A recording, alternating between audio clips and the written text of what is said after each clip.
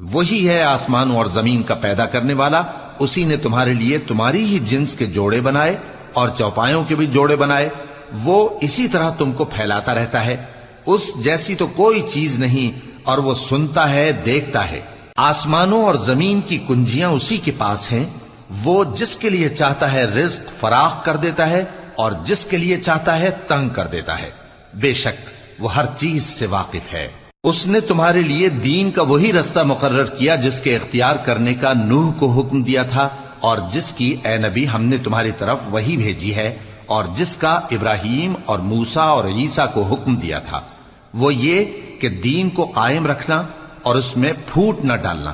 جس چیز کی طرف تم مشرکوں کو بلاتے ہو وہ ان کو ناگوار گزرتی ہے، اللہ جس کو چاہتا ہے اپنی بارگاہ میں برگزیدہ کر لیتا ہے، اور جو اس کی طرف رجوع کرے اسے اپنی طرف کے رستے پر چلا دیتا ہے۔